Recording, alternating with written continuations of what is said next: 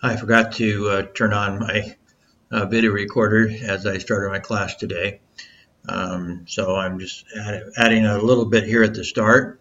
In fact, some of it I did not include in class, actually. I was asked after class for my contact information.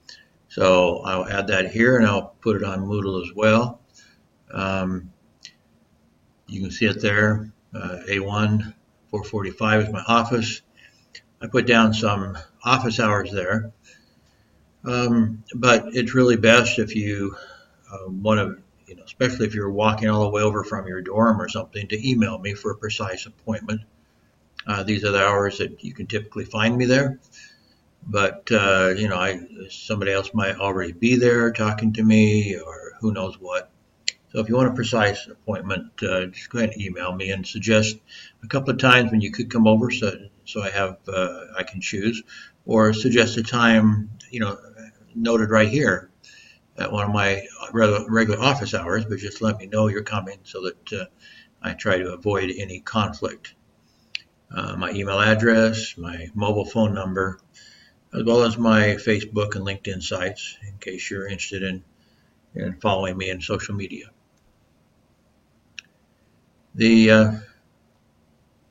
I did again provide the enrollment key here. That the name of the course on Moodle is Success Strategies Fall 2019. There are some other versions of it, but we'll use this one and I'll update it as necessary. Again, the enrollment key is Success 2019 with a capital S and Success and no space between Success and 2019.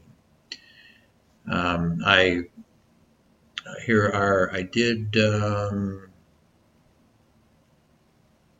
guess this is the final version. No, this isn't. I made some changes.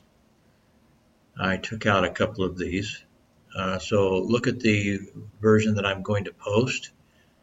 I think I took out the Tony Robbins 9 minutes, and I took out, I think, Denzel Washington, just to decrease the amount of time commitment for you.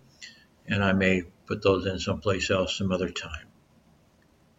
We didn't have a chance to watch any of the videos, and I thought we would, but I wanted to make sure that we covered everything in the syllabus and that you understood the assignments during the semester. So our class is pretty much taken up with that. Among other things, I mentioned using YouTube, my YouTube tools. I do make a video each week. And one thing I explained was that if you watch my lecture again on YouTube, you can turn on closed caption, in which you can show you what I'm saying, at least the best that the machine can interpret me. And it's pretty good. Actually, its interpretation is pretty good. But even more valuable to you is to click on the ... right here, ... in that same line where closed caption will be found, and select the option of Open Transcript. And you will see the transcript of my entire lecture here in the right of it, and you can hold down your left mouse button and just scroll down and copy the whole thing, dump it into a Word document if you wanted to, and there are your notes. You can go through with a highlighter or something and highlight things you think are most important, and you would have very comprehensive notes on everything we talked about. We talked a little bit about Stephen Covey, but that was towards the end of the class, and so that is already on there on the video. And everything else, I think I was a little bit redundant, but some stuff that I covered at the start of the class, I covered again later, so I think we're okay with that. I do record every lecture, and I'll go through, in just a second, I'll go through why I do that. Obviously, one reason is so if anybody misses class, they can watch the lecture anyway. Although, since we're doing the quizzes in class, I'm giving you motivation to come to class in person, live. So again, any questions on what I've covered so far? Okay, then I'm gonna come back to that also. I'm gonna come back. These are the videos we'll watch for this week. Notice I put how many minutes there are, so this may be a little bit over an hour, although we may watch some in class. So in which case it might be under an hour. But if we watched none of these in class and talked about none of these in class, then that would be 32, 42, 51, 57, 63, 65, 67, 70. So if we cover none of them in class, there's 70 minutes there. But we will watch some in class. But that would be pretty much maximum number of videos you'll need to watch. Most of them are short, so forth. Okay. Okay, this is one thing I wanted to cover is why I am recording all my lectures. You see, this is my YouTube page, Virtual University, and there's lots of videos on there, hundreds of videos on there from past semesters and other classes and so forth. What I point out is when you go, what I do is I take my videos, I put them onto YouTube, and then I embed them back into Moodle. So you can access them from Moodle, or you can go directly to YouTube. It doesn't matter. But obviously you can turn on the CC, and you can if you watch the video again, you'll get to see closed caption, which you don't get speaking live. So if you need the closed caption, then you can watch the video again. But even better than that, for most of you, if you choose to, you can hit that little dot, dot, dot over on the far right side. There's a dot, dot, dot up next to, well, on the same line with the CC, although that's now missing there. And down, and then there'll be a drop-down menu, and that will include Open Transcript. And if you open the transcript on Moodle, you get the entire transcript of what I said. And so that you can copy and put into a Word document, and you have the entire Word document. Lots of room up here in front, gentlemen. You have the entire transcript. It is not perfect. So if you haven't been, if you didn't, if you weren't paying attention during the lecture, it may be just a little confusing at spots, especially for proper names. Even if I put my own name in there, if I mention Ken Harvey's an idiot, well, Ken Harvey, Ken Harvey's not in his dictionary, and so who knows what it's going to come up with as what it thinks Ken Harvey is. So proper names are not going to come out very well in the transcript. But beyond that, the transcript will be pretty good about everything we talked about in class, everything I talked about in class. And depending on, when some of you do presentations, it may have, depending on your accent and so forth, it may be better or worse. I don't know. I can't guarantee that it will understand everybody's accent, but it will do its best. Okay, any questions on that? So in preparing for your quizzes and in preparing your journal entries, having access to the transcript can be quite helpful. Okay, so just be aware how to access that. Again, you just go to my weekly lecture. When you're doing presentations, it will also, my weekly lecture will, even if you do your presentation first, I edit it enough to put yours after mine, because I figure anybody who happens onto YouTube is probably going to be more interested in what I'm saying than what you're saying. So I flip it. Even if you do, and I probably will have the students do their presentations first at the start of class, but when I edit, I'll make them the last part of the video. So it'll start with me and end with you. So your presentations will be in the same videos with my lectures. And so, like I said, I can't guarantee the quality of the transcript for your presentations, depending on your accents and how well it understands you, because obviously YouTube is doing this, doing a machine translation, machine transcription. And so whenever a machine is doing transcription, it's going to depend on who it's transcribing. It understands me pretty well, but again, it doesn't understand proper names. It's just not in the dictionary. Okay, I'm going to skip this part now, and I am going to go off of the PowerPoint, and I'm going to go to some of our class documents to help to explain our assignments and the criteria for grading the assignments. So this is a key part for you to understand how you're going to get your grade. So I'm going to pause the video a second. Let me blow this up a little bit.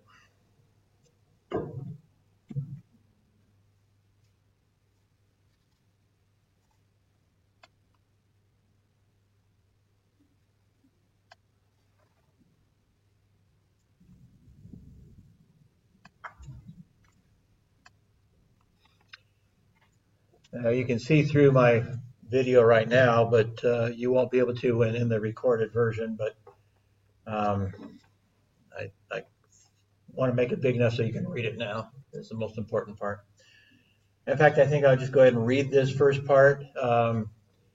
It's somewhat redundant to other parts lower down, but this goes into detail. It's just pretty much what I just said, but it says it officially. Weekly quizzes are conducted on Moodle and are formative in nature with 2% of the overall grade, worth 2% of the overall grade each week starting in week 3 and excluding the worst of the 13 quizzes administered. The quizzes will be conducted at the end of each class starting in week 3 and are intended to motivate students to attend class, listen in class, and to complete homework assignments. Quiz 1 will include class lectures and homework. Take off the S there.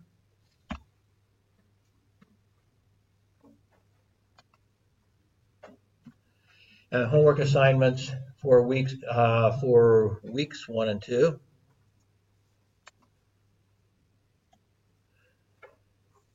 Quiz 2 will cover lectures and homework for both weeks 3 and 4. So since this is week 2, first off, you need to do some catching up, but the first quiz will not actually include content next week in class. It will only cover weeks 1 and 2. But then in weeks 3 and 4, in the second quiz, that will cover weeks 3 and 4. And in a sense, every quiz covers 2 weeks. But in the case, let's take a look. In the case of week 4, for example, it covers all the homework and everything of week 3, but it will only be including what's in class in week 4 because we're taking it in class in week 4, right? So it's really just covering 1 week plus the lecture of the next week. And that will be the case every week. It'll cover everything from the previous week. I can cover again some of the stuff in the lecture if I would choose to, all the homework assignments from the previous week, but it will also include some questions that you just, for content you just barely heard in that very same class. So that will be basically thereafter, after week 4, that's including week 4, that's the way it'll be. It'll include the previous week, anything from the previous week, and then whatever we talked about in that class. It'll include some questions from that to make sure that you're paying attention that very day. Okay. Quiz 2 will cover, anyway, so forth. Thereafter, quizzes will cover the previous week's lecture and homework plus the current class in which the quiz is administered. The quizzes consist of multiple choice, true and false, and matching questions, all machine graded by Moodle. There are typically about 10 questions, so each question is worth about 1/10 of 1% of the quiz grade. But I see that's not. No, we're going to 2% now, so it's actually each question would be, I think, well, if there's 10. Let me see. 0.2? No? No. Okay. 10 questions. It's worth 2 points, so it's 0.2. Or 0.02. So anyway, I rewrote this from previous. But you get the idea. Each question itself isn't worth very much. And the whole quiz is only worth 2 points. So you're not going to be killed by any 1 week, but it gives you motivation. It all adds up. And so you have motivation to listen in class, take notes. Again, Notes are usable in class. So you can bring notes from the previous week. You can take notes in the class, use those in the quiz. Notes are usable. It's open note, if you would, for the quiz.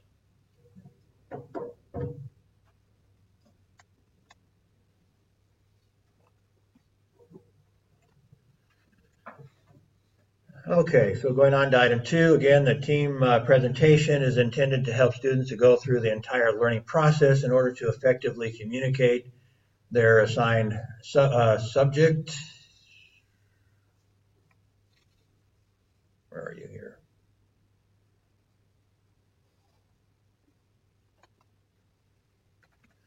As well as to help students practice their teamwork and their interpersonal and public communication skills. This is a team grade, so students need, until I tried to update this just a few minutes before I got here, or a couple hours anyway, need to work together to achieve success. Item 3, students are instructed to write at least 200 words per week in their self-reflective journal. This activity is intended to cause students to contemplate what they have learned, to review the principles and strategies that mean the most to them, and to explain how they will use their principles and strategies in their own lives. The minimum length at the end of the semester should be 3,000 words, but some students will write more.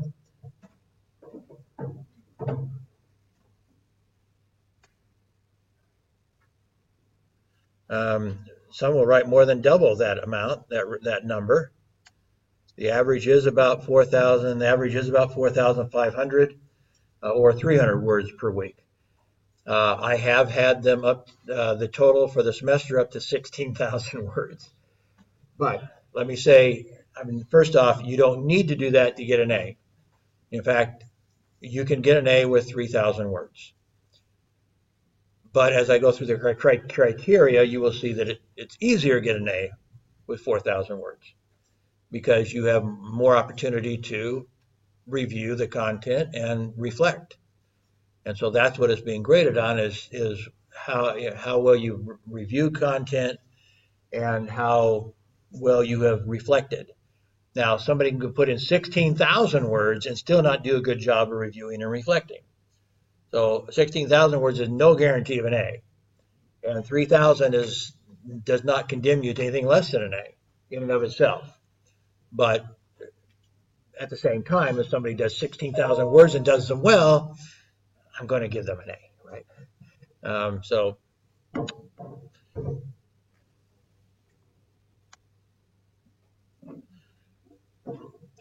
Anyway, by doing this, it helps you retain the lessons learned. This task is to help students to understand, evaluate, analyze, apply, and synthesize the information. To motivate students to keep up with weekly tasks, each entry is awarded up to, no longer 2 points, 1 point. It was 2, and that gives just too much of the course grade. And so it ends up being a little more than 1 because of that workshop thing. But that's basically it's 1 point for 12 of your entries, and then you have that workshop thing where you're putting 3 up and you're getting, anyway, that's graded differently. But most of the additional grade is actually you evaluating other people, not them evaluating you. So it's actually each entry is worth only about 1 point. So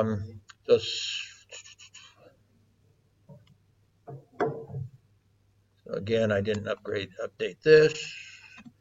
So as I said a second ago, some of you will get, if I don't give you feedback and my assistant doesn't give you feedback and it's not part of the workshop, then you just get 1 point automatically. So just complete the work, and in some of the weeks you will just get 1 point for doing it. Okay, I'm not going to say how much because I don't even know. Depends how much time I have in my hands to give you feedback. But that will be the case. Some of the weeks will be given 1 point just for doing them. Bam.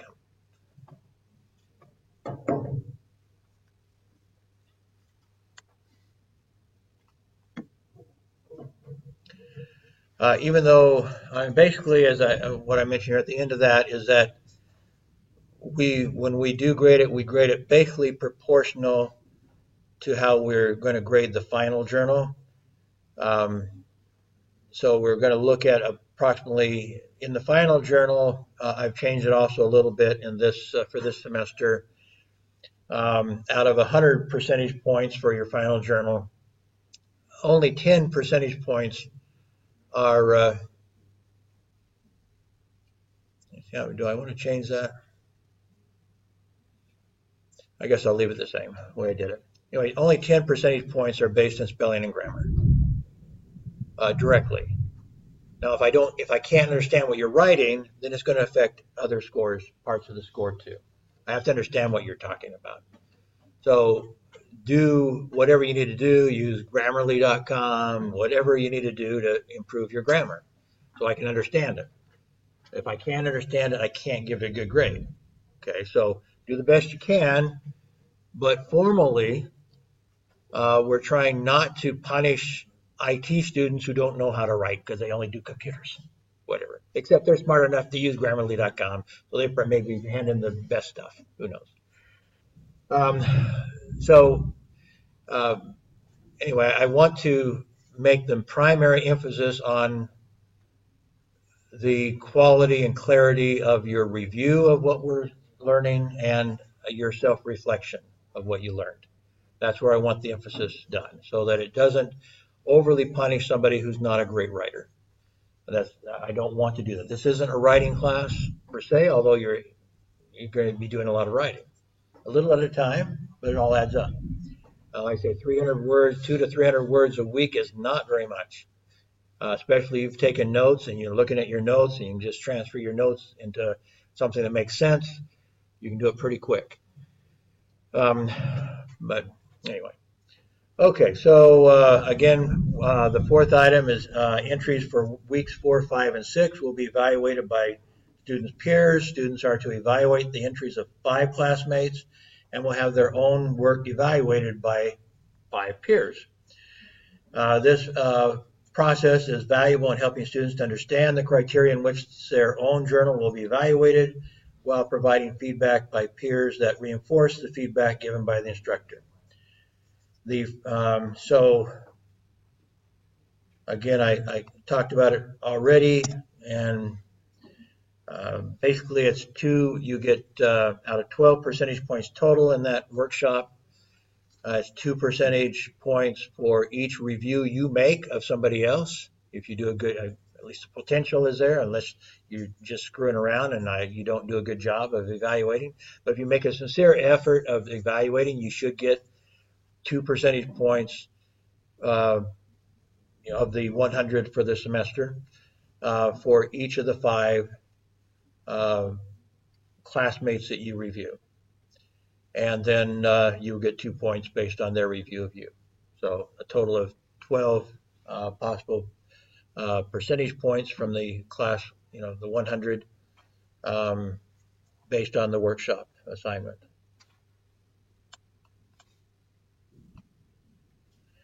And then the final the reflective journal project is worth 40% of your course grade. You do not have a final exam. I was trying to change that because it seemed like it might be unfair to people who don't consider themselves writers. But actually some of you contacted me and said, no, we want the journal, so we don't have to worry about a final exam. So plus, frankly, my proposal to the chair and to academic affairs was never reviewed, has not been reviewed yet. So this semester we will go more or less with what is, we've done in the past. Just those basic changes within the coursework is all that we're changing. Okay, there's all this, course learning objectives and stuff like that. We can jump down and look at some of the criteria. There is in this document. I'll upload this also to this document to Moodle so you can review it. This next part just goes in a little more detail, but more or less redundant to what I already said. So I'm not going to read it.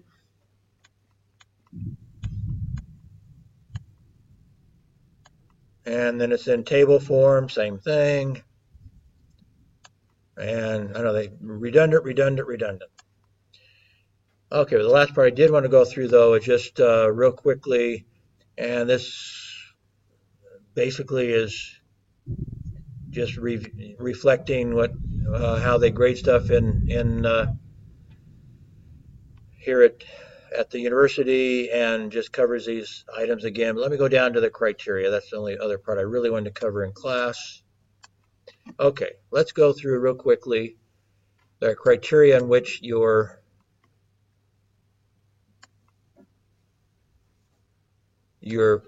team presentations will be made. Let's cover that. I get this down so that the camera gets all this, or the video gets all this. Okay, criteria for team presentations. High quality visual aids up to 25%. How well did you use PowerPoint?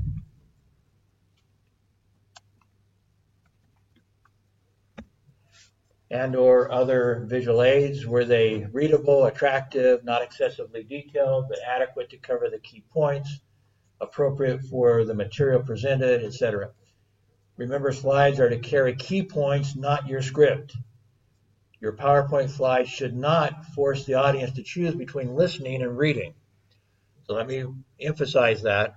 I call that cognitive conflict. When you force the class to both read and to listen at the same time, they can't do it. Okay, you create a cognitive conflict when you try to force them to do that. And so ideally a slide won't have more than about 30 words on it. Okay, they're just enough so they can glance at it, and they shouldn't be full sentences. They should be like headlines in a newspaper, just the key ideas, and that's why that's basically how PowerPoint's set up, right? It's set up with headline and bullet items.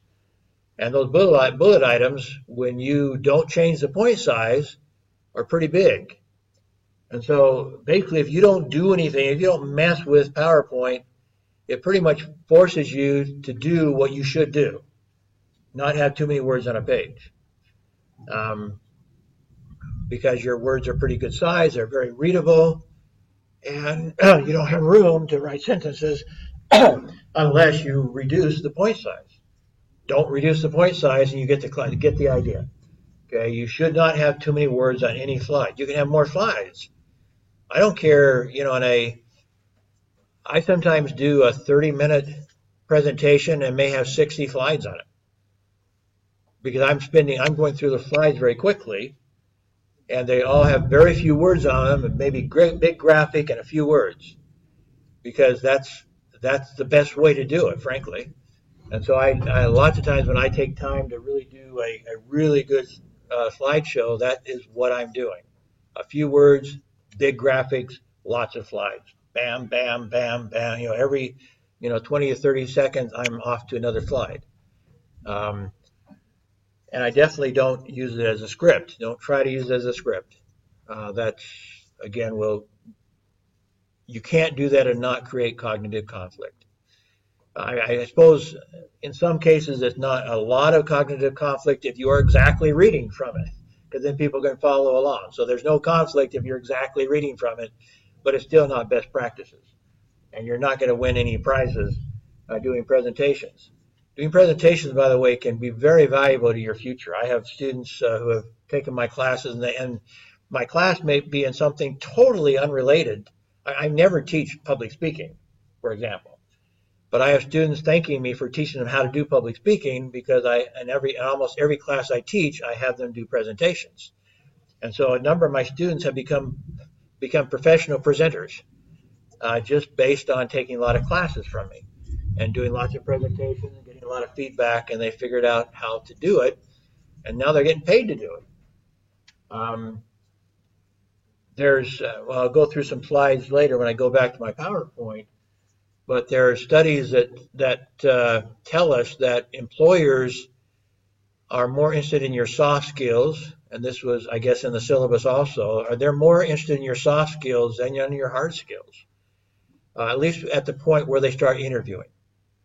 And now maybe they look at your GPA before they interview, but I can pretty much guarantee they don't really care if you're anywhere, in the high 2 points, whatever, to 4. They're not going to, if especially if it looks like you've been doing other things, you were working part-time, you're very involved in clubs, stuff like that.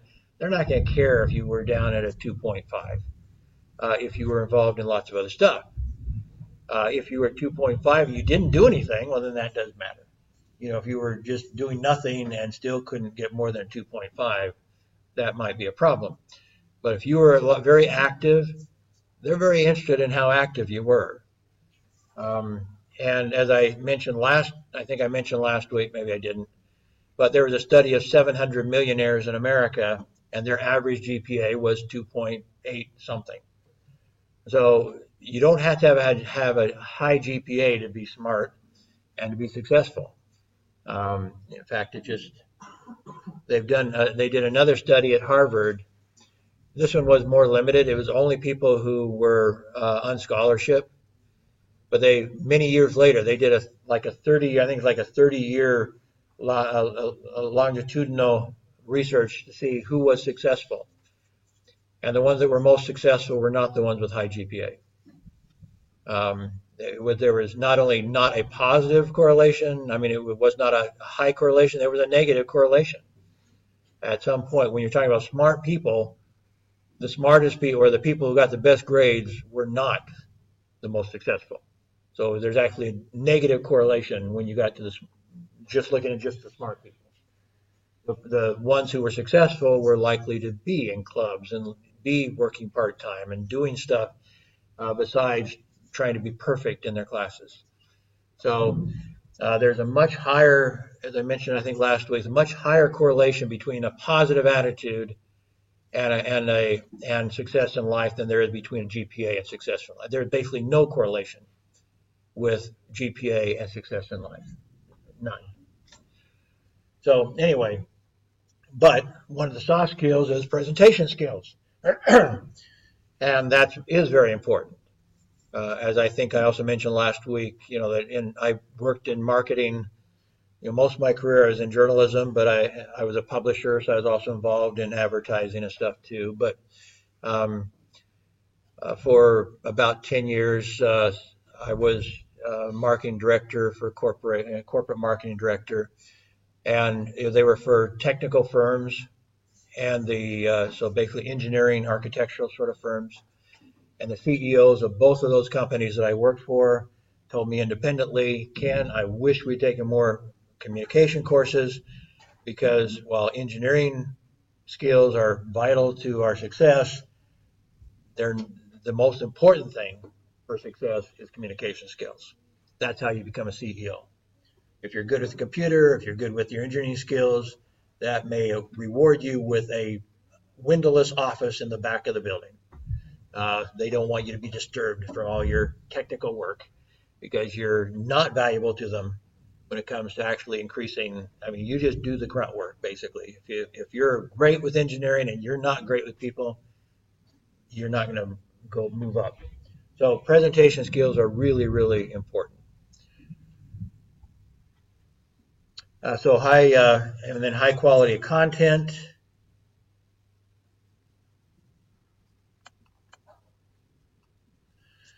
Did you cover the topic adequately, giving emphasis to the key points and not giving so much detail that listeners could not digest it all?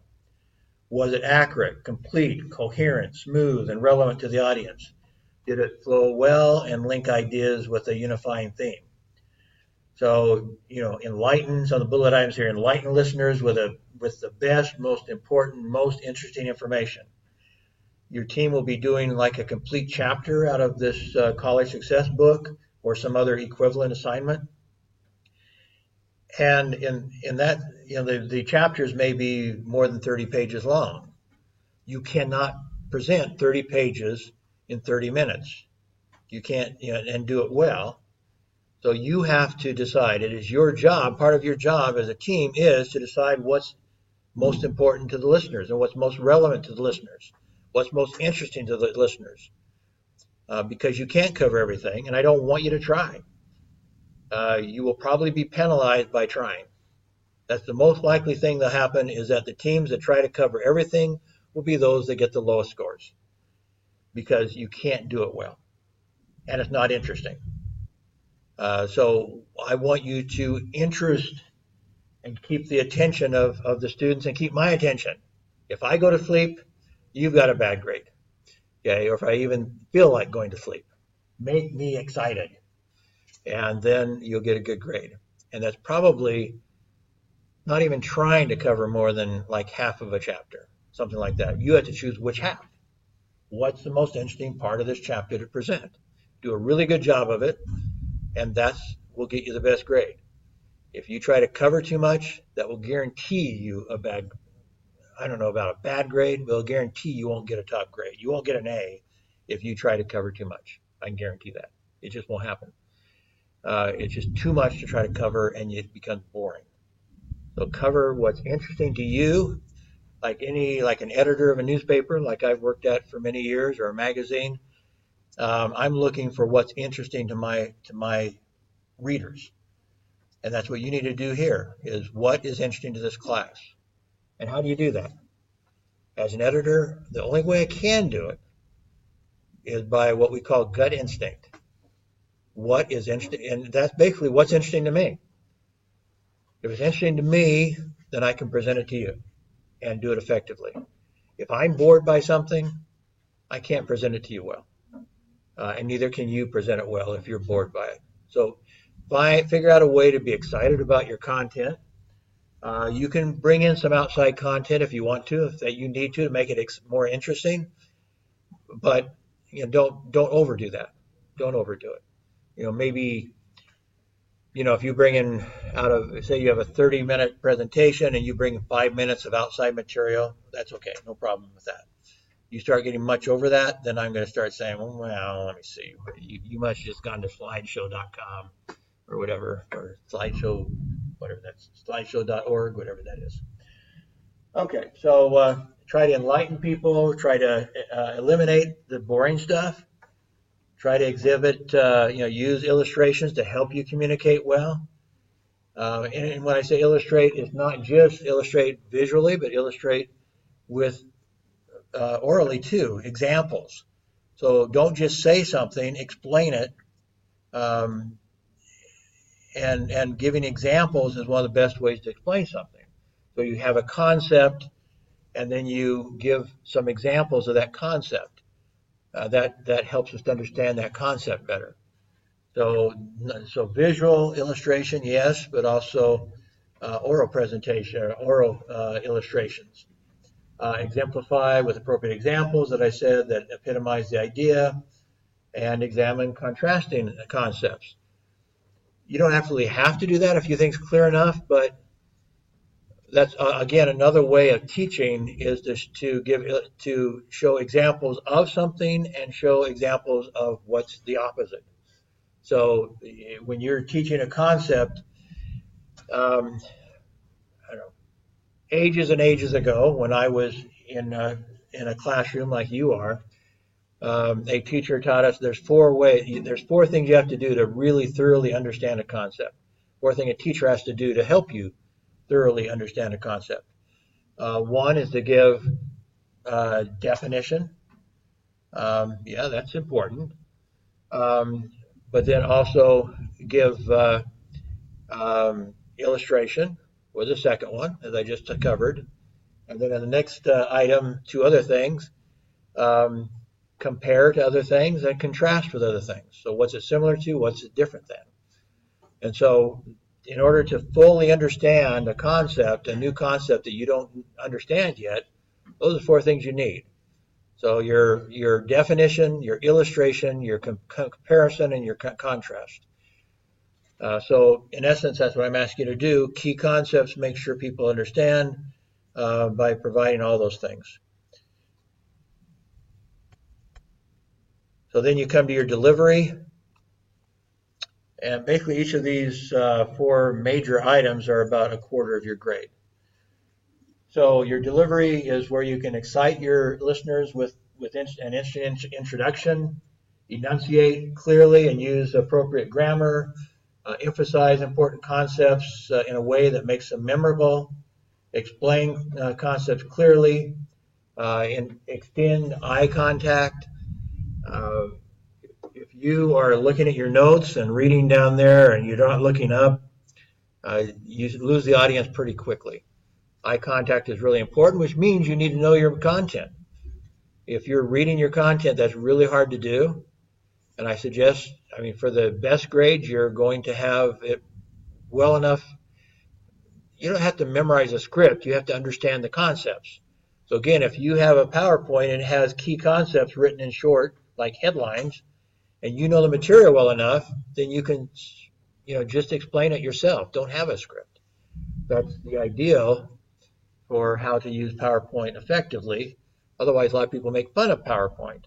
But if it's used effectively, that's the whole point of it, is to just have headlines and you explain in detail. I've had some teachers, I've just been appalled by their use of PowerPoint, where they've had more than an entire script on a PowerPoint, more than 100 words. Probably I've seen some teachers have PowerPoints with probably 400 words on a PowerPoint, which is absurd.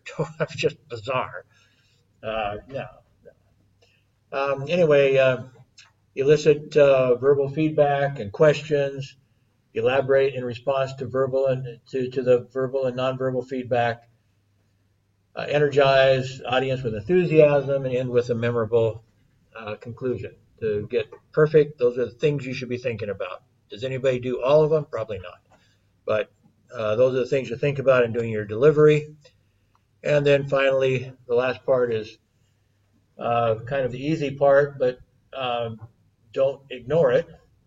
Did the presentation start on time? Were the presenters ready and prepared? Did they keep the presentation within a specified or reasonable time limit?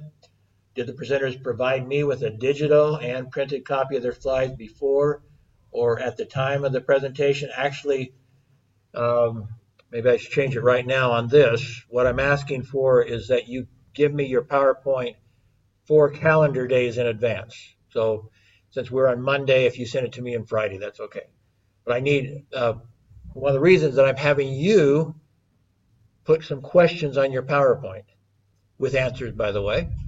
And some of those questions might end up in your quiz. So for me to put it on the quiz, I need to have the questions in advance.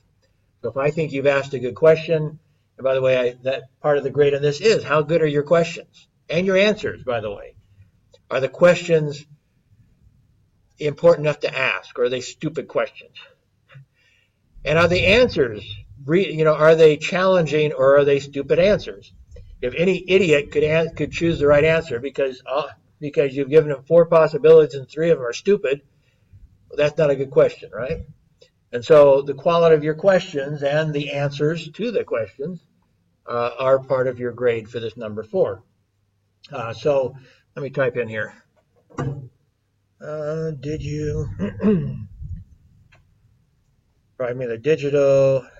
Yeah, go ahead and bring me a printed one in class. I'll put it in here.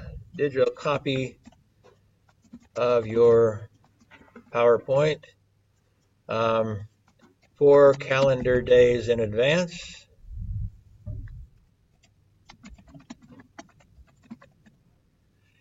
And a printed copy of the slides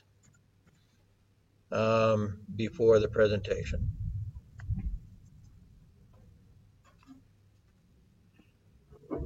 I like to have the printed copy, and so that I can put notes on it and do your grading basically on that printed copy. I might have one of these sheets in front of me, but I pretty much have this memorized anyway. And so I may just be putting all my notes for myself for making your final grade on the PowerPoint, or a combination of the two. I may have one of these sheets and may have the PowerPoint. The PowerPoints can be in like 6 to a page, so you don't have to print out every slide separately, but do 6 to a page is fine. So I can read it. They're big enough that I can read, but you don't have to do a whole different sheet. So 6 to a page or 6 to a side, so you could actually do 12 on 2 sides, be fine. So it doesn't have to take a lot of pages, a lot of printing, but I just want to be able to see what, follow along as you're doing it, make some notes to myself. Okay, so again, after I've rewritten it here real quick, did the presenters provide me with a digital copy of your, their, whatever, I kind of changing my kind of bad grammar here, but anyway, of your PowerPoint 4 calendar days in advance and printed copy of the slides before the presentation. Did you use sources beyond those required, if helpful? Again, that's not required, but if sometimes, for example, students, I mentioned I allow you to go off out of the textbook a little bit. Don't do it for stupid reasons, and don't do it. I mean, if you're going to do it, make sure the material you bring into it is worthwhile. If it's not really that relevant, if it's not really that interesting, then that's not going to help you. It might even hurt you. So if you're going to include anything outside, make sure it's worth including. Okay.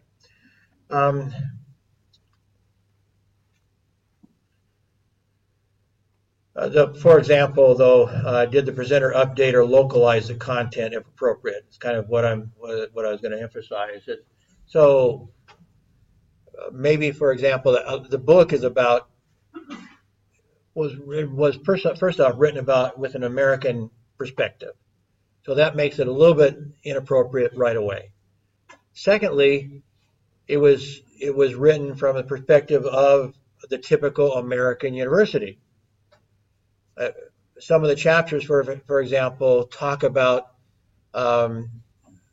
non-traditional students, including those who might be married and have children, who might have jobs. There are very few students that fall in that non-traditional category at this university. So there's probably not a good reason to cover that, right? So in customizing your presentation, that's one of the things you might ignore. Ignore the non-traditional students because there aren't very many. And then on the other side, though, there might be some way to enhance the coverage of the traditional students that make up most of the students here. And so if you find some material that's appropriate for that, then include that. But so make it, if you're going to add anything, make sure it's appropriate. And when you cut, think about who we are here at Xiamen. It's quite different than the typical American university. So here they have you kind of somewhat lockstep. Most of you are taking even if you have electives, major electives, you're only given a couple of choices, that sort of thing. In America, the University of America, they give all sorts of choices, lots and lots and lots of choices. So everybody comes out with something totally different when they get done with their degrees. And so again, how that's reflected in the textbook and in your presentations will be somewhat different. So you might talk very specifically about Xiamen. For example, I think at some point it talks about counseling services. Okay, but in a very generic way. Well, we have counseling services here. So if you were to customize and talk about our university counseling services, that would be a good thing.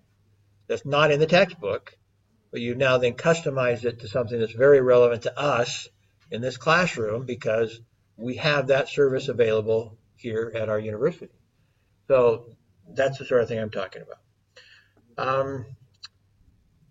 Were innovative techniques used effectively to enhance the presentation? Don't overdo that. Like, for example, some people, the last one here is, did the presenters provide 6 to 9 good multiple choice questions that can be used in a class quiz? Very specifically, I'm asking that each one of the presenters at least make one question for their part of the presentation.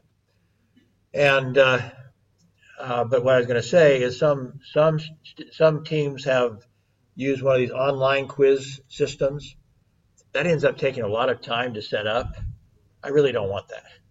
It's not worth the extra time. So even though that's innovative, don't go innovative just to be able to say, oh, we were innovative. Well, if you were innovative and it took 10 extra minutes to get it all set up and get everybody to do this online quiz, that's going to count against you, not for you. Okay, so be careful when I say innovative. Yeah, you're under time constraints, so don't feel like that's that important. If you do it, make sure it's good. Okay, so those are the criteria for your team presentations. Let's go down then. The other one that I wanted to cover are the criteria for your journal. So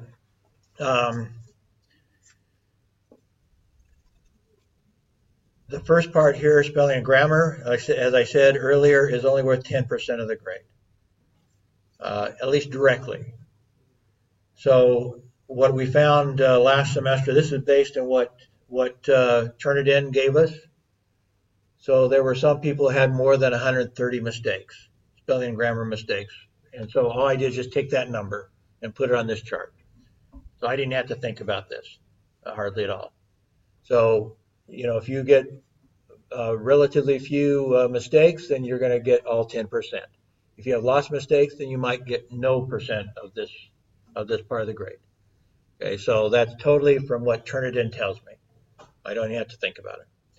The second part is kind of similar. Completeness. Basically, you see, if you do 3,000 words, which is what's supposed to be the minimum, basically you've got an A- with that. But then you see you move up very quickly, and so it's a very small range. If you go over 5,000, you can't get more than 20%. So I'm not rewarding people by give me 16,000 words. That doesn't mean it doesn't have any impact. Again, if they've written well with 16,000 words, yeah, they're probably going to get an A. But I mean, I'm using the most bizarre. Like that was the most bizarre that I received this last semester. I think other than the 16,000, I think the next highest was 9,000. So it's not like everybody was doing 16,000 words. One person did 16,000. There were a couple of them did 9,000. But the average was around 4,500, which is a doable 300 words a week. And like I say, you're at the very minimum, if you get your 3,000 words, automatically you get 16% of the 20. So you've got an A- at the very minimum for this part of the final grade.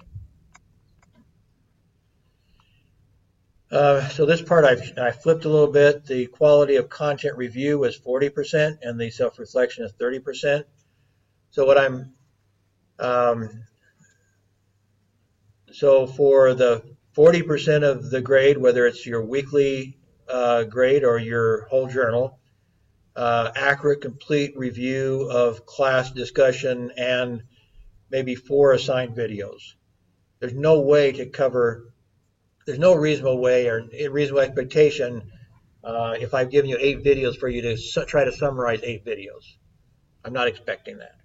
Okay, so you should watch them for your own sake, and then you decide which ones to include in your journal. I of course can ask questions about it in the quiz of any one of them. So if you want a perfect grade on your quiz, you should be watching. Like I said, there's only about an hour's worth every week of homework. So if you're watching them and taking notes, then that's going to help you with your quiz. You'll get a higher quiz grade. And then it'll give you a chance to consider which 4 videos do you want to cover in your journal. I noted in some cases that I kind of downgraded some students who only reported in the shortest videos. It's pretty obvious what they're doing. Okay, it didn't take a genius to figure out. They picked out the shortest videos and reviewed them in their journal. Okay, so I'm going to be looking a little bit on your evaluation of which were the most important videos.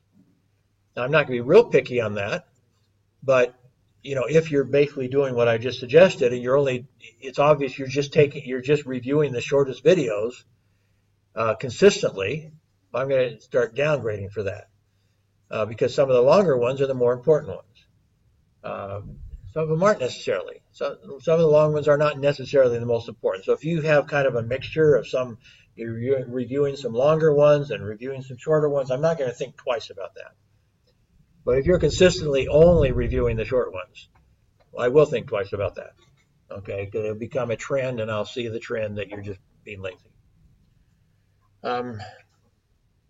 So as you see here, then this isn't an exact science, because also the quality of your review is also important.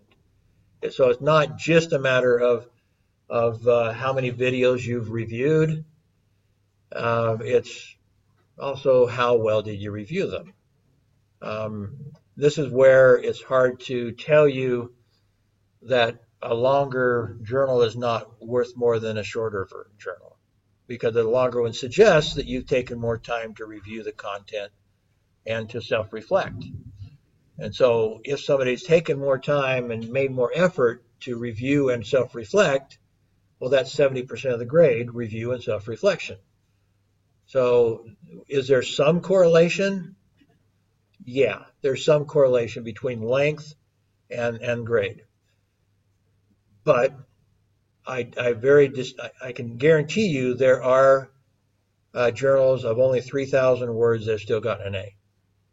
Okay, so it's possible to get an A and do 3,000 words. You have to do a really good job, though, of how you cover and how you, as you look at this, the criteria here and the grading scales, it makes it more difficult to only have 3,000 words. If I were you, I would be shooting at 300 a week. 300 a week is not that hard either, especially if you're taking notes and paying attention. It's not that hard. And as you get going, you'll probably surprise yourselves at how easy it is. And that's, again, one of the benefits of the class, is that as you write, even as a professional, I've done surveys of executives, hundreds and hundreds and hundreds of executives in professional media. And one of the questions I've asked them, because they complain a lot about the quality of graduates from American universities specifically. And one of the questions I've asked them is, how do we improve their writing? Because that's what one of the things they complain about, because these are supposed to be professional journalists who are graduating. And their common response is, have them write, and write some more. One of my colleagues had a professor who said, before you become a really good writer, you have to write 1 million words. Well, that's a lot of words. But the point is only this. Communication is important. I mentioned the importance of learning how to present. Also, how to write is important. The more you write, the better writer you become. And so even though I'm trying not to grade this based on style, the more you write, the better writer you'll be. The more it will help you professionally. You have to be able to express yourself professionally to rise in whatever field you're in. Whether you're a doctor, whether you're an engineer, whatever it is, if you want to move up, you have to learn how to express yourself well. Whether that be in writing, whether it be in oral presentations, that's how you move up. It isn't in the particular skills you have within your field. That's not how you move up. That may keep you a job. If you're a good engineer, you'll keep a job.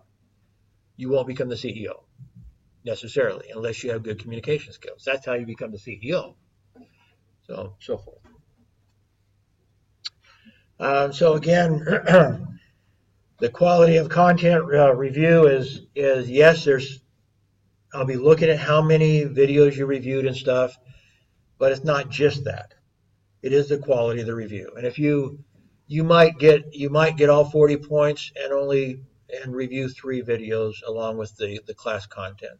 But you've done a really good job. I won't even notice. Okay, I'm not going to be clicking off, even though it's here. If you've done a really good job with 3 videos, you may still get the 40 points. It's really the quality. But I needed to correlate it with something. I needed to have something to give to AA. They want it to be precise, but it's not really precise. Quality of review is what I'm looking for. And then the last part here, quality of self-reflection, reasoned, got all 30 points, reasoned, insightful reflection, how a student could have, is, and or will apply strategies discussed in class and for assigned videos. So it's kind of going back to how many, but it's really the quality. So how will you apply what you learn in this class in your real lives? That's what I'm looking for. Now, the more it does relate, and for purposes for academic affairs to buy off on this, it does correlate a little bit with self-reflection on more items than fewer. But again, I'm not really clicking it off. I'm really looking for the quality. Numbers, kinda, but quality more important. And so if you've done several and you've really done a good job of self-reflection and talked about how you could have done this, you remember some incident in your earlier life where you really screwed something up, and if you knew the things you learned in this class, you would have done this and this and this and done better. Or what you're doing right here at the university, how you've been having trouble with your roommate, and maybe if you applied this strategy by Stephen Covey, how you could do better, have a better relationship, whatever. And then look in the future and thinking about what you want to do in your life and how you could apply some of these things. That's what I'm looking for. It's just how will you apply it in your own life? How could you have? How can you? How will you? That sort of stuff. Okay. Any questions on all that? I know it's kind of boring. Some people are sleeping already. I understand that, but I want to make sure you understand. And then from here out, we're talking content. Okay. Any questions?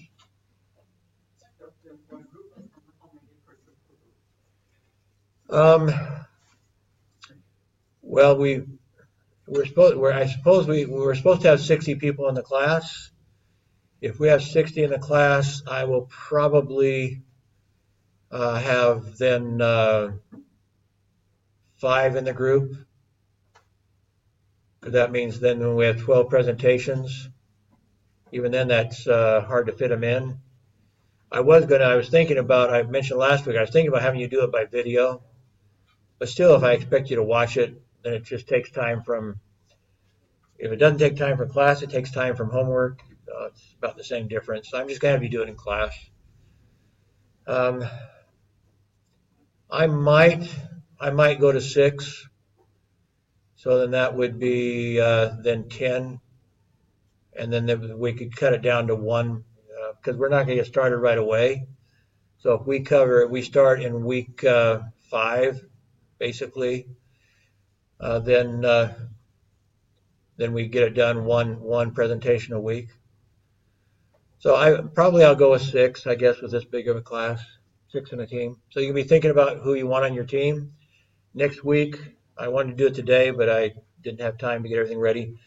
I will go ahead and, with that in mind, I will go ahead and come up with 10 topics. There are that many chapters in the book. I will go back and look. Some of those chapters I don't like to really cover because they're kind of boring. And so I might have like 8 chapters from the book and then add a couple of topics of my own. Like one I would like to cover more of is How to Make Friends and Influence People by Dale Carnegie. I don't cover that enough myself in class. And so I'm pretty sure I'm going to add that as one of the student possibilities. That's really a good book. And it's old from decades ago, almost 90 years ago. But it's still one of the best books ever written on success. And so I think I will have one student team do Dale Carnegie. And there might be another one I might have them do too. So anyway, you can kind of think about those, and you can look at the chapters. The textbook, College Success, is already on Moodle, so you can look at the chapters in College Success and decide if there's one of those chapters your team would like to do. Ultimately, it's going to be kind of first come, first served next week. I don't know. If I draw out a hat, you can trade with somebody else if you want to. If the first team comes up, you have something you don't really care that much, and somebody else say, we'll take you to lunch, or you get trade subject with us. I don't know. I don't care what you guys do in that sense, but you can let me know. Okay. I'm going to go back then and talk some content. Okay. This, by the way, what you're seeing here is what I'm seeing. So the videos, and this is actually what ends up on the video itself.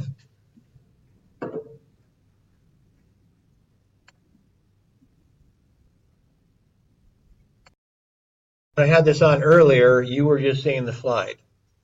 But now that I'm going back, it's showing you what I'm seeing, and that's good, just so you know. This is what you'll be seeing when you're standing here behind the computer and you're doing a presentation. You can decide where where your webcam is at, whether it's up here, where otherwise you would see the next slide, or it can be down under notes. If you actually are typing some notes in here to help you, then obviously you're going to want the camera up over the next slide. You probably know what the next slide is going to be anyway. So this is a good position to be on, to have your camera up over where it's showing the next slide, and then you can see your notes here on the computer as you're making your presentation, besides obviously seeing the slide itself. It can help you, although again, I'm encouraging you not to use too many notes.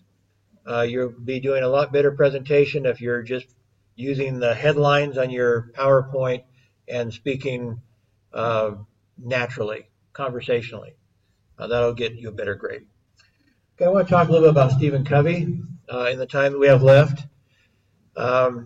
Covey, this is the main textbook we're using, although you're not required to read it. There is an abbreviated version of it on Moodle. So you can download that abbreviated version if you want to and read that if you choose to. But you're not required to.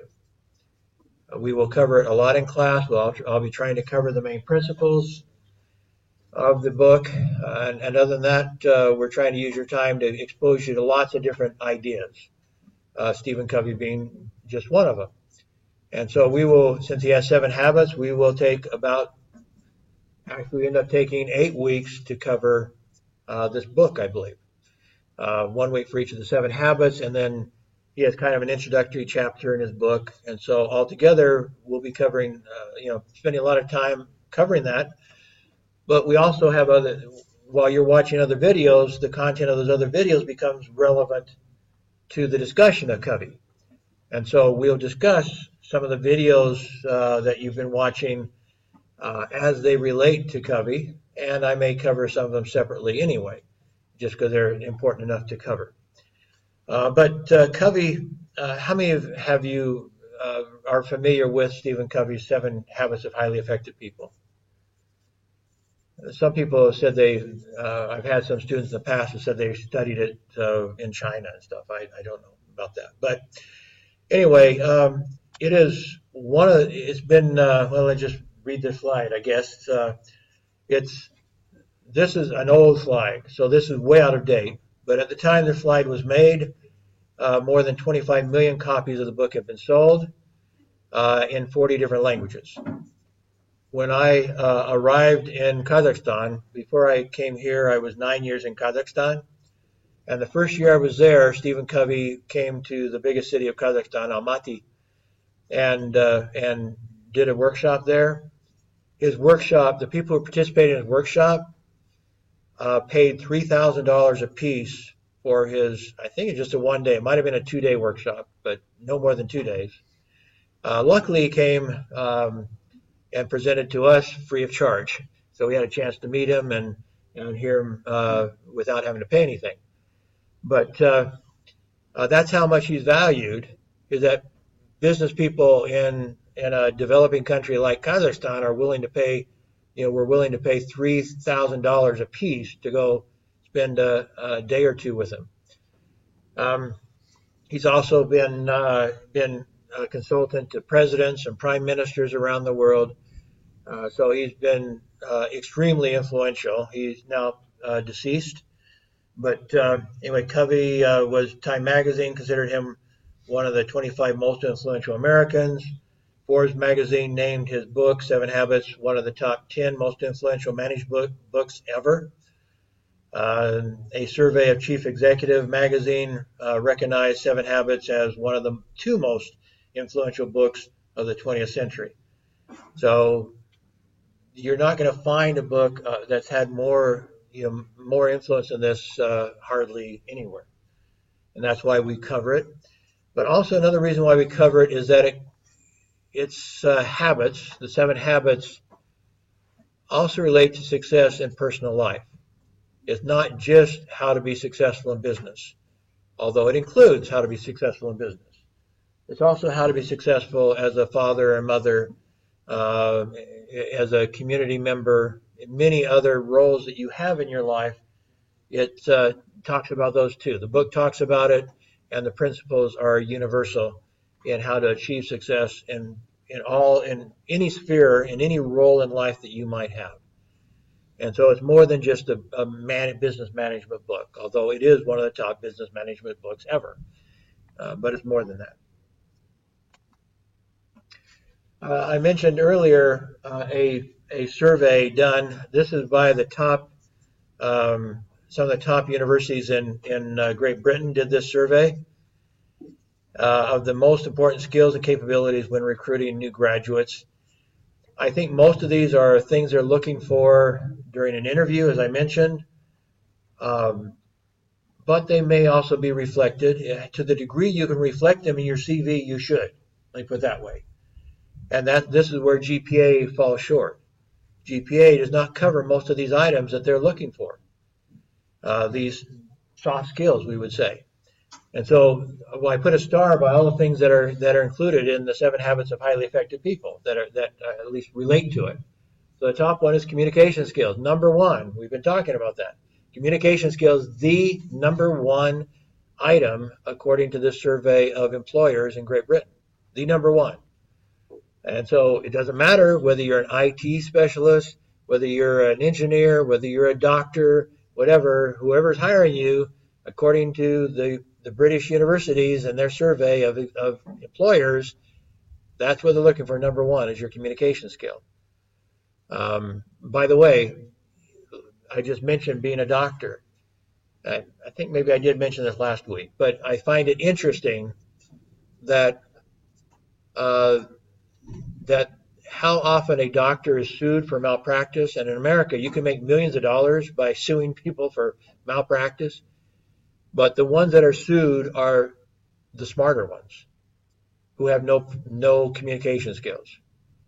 The best doctors are the ones that end up being best in the sense of most knowledgeable, are much more likely to be sued than a person with a good personality, good communication skills.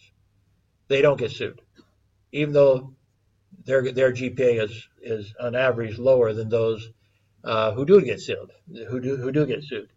because they don't have good enough communication skills even with their own patients. So no matter what your area is, communication skills are extremely important. The second was teamworking skills. Again, we're going to talk about teamwork, and Covey talks a lot about teamwork. 3 of his habits have to do with teamwork. So very, very important. Integrity is the third one. Intellectual ability is not a soft skill, so that one I don't put a star by, but it's not real specific either. Your intellectual ability is sometimes reflected not necessarily by your GPA, could be, but not necessarily. As you're communicating with somebody, they may say that person's really bright. They're just quick, and so it's very difficult to distinguish between communication skills and intellectual ability.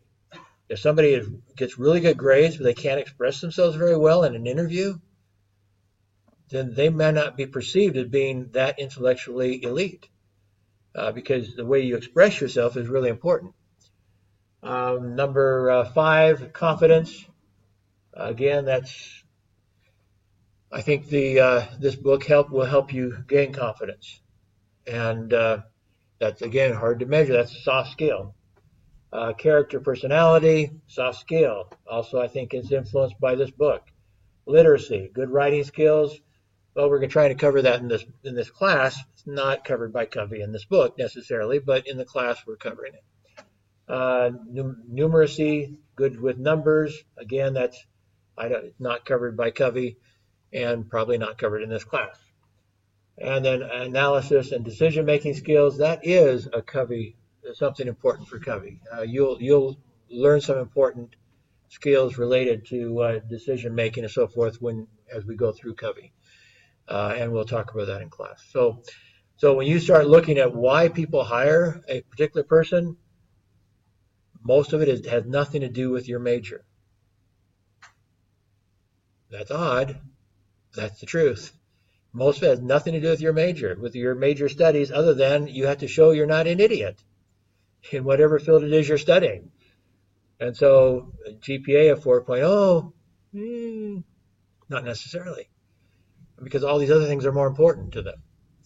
So if you have a high GPA and you have done lots of other stuff and you express yourself well in the interview and so forth, well, that's obviously great.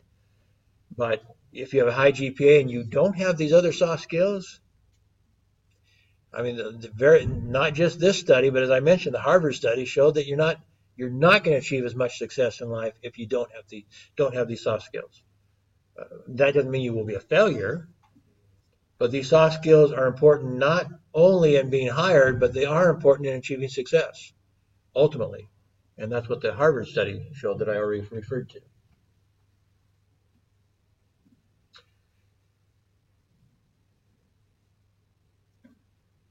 In other books, and even some that we will study a little bit in this class, other authors, even if they're in video format, they may cover a lot of very superficial things. And this is what Covey found. This was actually his book was started as his PhD dissertation. He went back and looked at literature for the past 200 plus years, more than 200 years, about what was being taught about how to be successful in life. And what he found was that in the early days of America, they really emphasized character, that success came from the inside out. And then later on, writers started covering the very superficial, like, how to impress people, how to make people like you, but not necessarily because you have a good character. I've lived in all parts of America, for example, and it's interesting. In New York, people are very hard to get to know. They have a very hard exterior. To break through can be kind of difficult, but they're good people. In Arkansas, I lived in Arkansas. In fact, I spent an hour interviewing Bill Clinton one-on-one. And Bill Clinton exemplifies the Southern personality. You're really, really friendly. On the surface, you are just best buddies as you get to know people. And you may still act like that when you stab them in the back. The exterior is very friendly, but they can be some of the most conspiratorial people in the world. And so, you have people like that on the surface are just as friendly as can be, and they can influence people in the short term. In the long term, you figure them out. And you realize that's one of the people I do not want to be around, because that's somebody that will act like he's your best friend, and he'll stab you in the back as soon as if it suits him. So you don't want to. So it's kind of, people are like that. Now I happen to experience that because I was teaching in Buffalo, and then I went back to newspaper work in Arkansas, one after the other. And so it was a big contrast, having good neighbors, good people who were hard to get through that outer crust, and then having these people in the South act so friendly. Oh, we were just your best buddy. And then really did some bad things to me personally, because they didn't, anyway, a journalist is always, a lot of people take aim at a journalist because he's telling the truth, for example, and some people don't want the truth. For example, Bill Clinton doesn't want the truth sometimes. So, as a prime example. So, yeah. So anyway, the 7 Habits tries to take it from the inside out approach. But we actually have to be what we pretend to be. We have to be what we really are. We need integrity. We need to be successful. It has to be an inside out thing. That's why I have to build habits. Habits are what you do when you don't have to even think about it. You don't have to worry about who's watching. It's a habit. You do it automatically. You are that person. That's part of your character. And so that, he believes, is what leads to long-term success and happiness, is to be that person. Be that person that people can trust. Be that person who's thinking win-win. How can we partner in a way that is helpful to you and helpful to me? How can we get together and synergize and come up with new ideas together and have that excitement of coming up with ideas that neither one of us thought of before, but because we're brainstorming and we're trying to figure out how we can be successful together, that it's an exciting experience together, coming up with new ideas that we didn't have before, and that will make us both more successful, make the pie bigger. So we're not just splitting the pie in half, we're making the pie bigger. And so the pie ends up, our half is bigger than half of that, our half a pie now is bigger than the whole pie would have been, because we work together, we synergize together, we achieve much more than we would have. So that's the sort of thing he's looking for, is how to be successful from the inside out. And so each habit builds towards that. Okay, well, we're out of time, actually. I asked you to think about this, and I do challenge you to maybe reflect on this in your journal entry. You had a number of videos. Let me go on down. This is from the first week. Emily Smith, she says it's interesting. One of the key points in her video there, it's got a little bit longer, 12 minutes, is that people who pursue happiness sometimes are not happy. Their actual pursuit of happiness leads to unhappiness, because they don't know they don't know the components of happiness. And she goes through the components of happiness, what the average, what science tells us makes a person happy. And nowhere in there is money, for example. Money is not one of the things that makes you happy. Although having enough money is important. We've seen many cases where people in Hollywood have killed themselves because they got to the top, they became rich and famous, and they got to the top and said, "This all there is? Is this it?" I happen to, as a journalist, I spent time with one of the top, with an editor from Rolling Stone magazine. As you know, Rolling Stone covers entertainment and stuff. It covers other stuff too, but really strong in entertainment. And one of the top comedians 30 years ago and top actors was John Belushi, the original Ghost Hunters, whatever that is. Anyway, that comedy was with John Belushi. He was, anyway, very, very famous, very rich. And it just so happened I had this editor from Rolling Stone come visit my students and talk to my students in Buffalo, New York, the day that John Belushi died of a drug overdose. And it really shook up this editor, because he had become friends with John. And in his last time he was with him, which wasn't that much sooner or much earlier than his death, Belushi said, "I hate my life. I just feel like I don't own my life." And so he was escaping his life with drugs. And so that day that the editor from Rolling Stone came to talk to my students and visit me, he was just shaken up, because he was friends with Belushi, and Belushi just basically blew up his life and killed himself with drugs. We can think of other people from Hollywood who have done the same thing. They get the pinnacle of success, famous, rich, everybody loves them, and they kill themselves, directly or indirectly. Either, with Belushi, they don't know whether it's accidental or on purpose, but it was the same thing. He hated his life, he told the editor from Rolling Stone. So he got to the top and he realized it wasn't what he thought it was.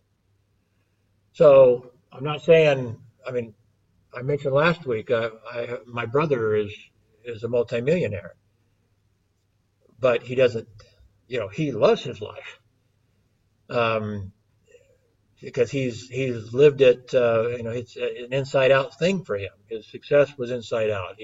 He's done stuff. He has so many friends, and he does stuff. He owns this big ranch, and if you want to, you can become my Facebook friend, by the way, Ken.Harvey1 on Facebook, and you'll see lots of photos by my brother. He owns a like 3,000 acre ranch up in the foothills of the Blue Mountains, and he was just laughing because he's buying all this stuff for the animals on his ranch that don't benefit him at all. Bird seed for the birds, and hay for the deer, and salt for the deer, and all this sort of stuff. And he has elk and deer. Right now, they're starting to come down from the higher elevations down to his ranch, and so he's taking care of them. As snow starts covering his ranch, he'll start feeding them hay, stuff like that, because he loves his animals.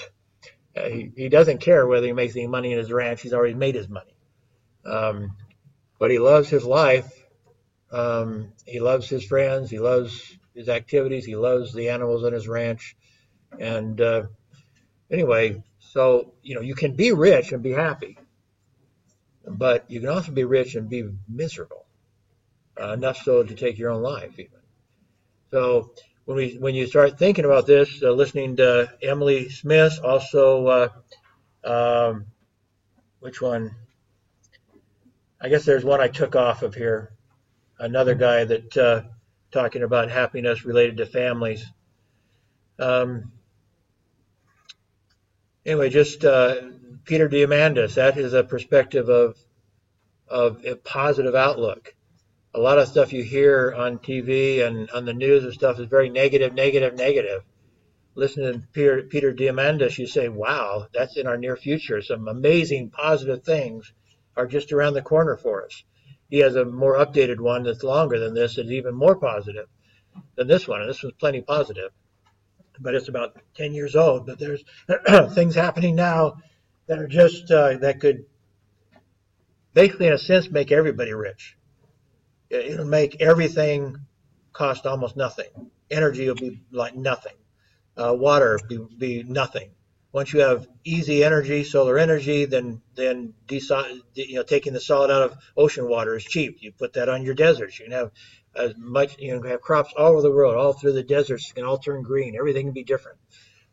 Just it goes through all the things. The health will be better. A very positive speech. So anyway, we're over time, but think about that question about what is happiness. I asked the question of the day too about your careers. Are you good at? Are you? What's the question again? Okay. Are you? Do you love what you're good at, or are you good at what you love? And I mentioned that high school, my best subjects were science and math. I was really good at that. I was in a nationalized test. I was in the very top 1/3 of 1% in America in math. But I didn't think that was my future. That's not what I chose. And so I chose my weakest subject, which was communications, because I wanted to communicate ideas and ideals.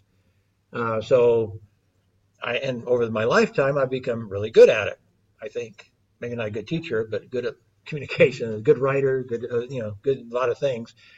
And that's what I chose. So I think I'm good at what I love. I was also good. I was also, how did I put that? I did love what I was good at, but not enough to major in it, not enough to follow it. Instead, I chose to go after what I felt like my destiny was, what was important to me. So everybody makes that decision, what's important to them. So anyway, think about those things as you write your entry. You have any questions? I was going to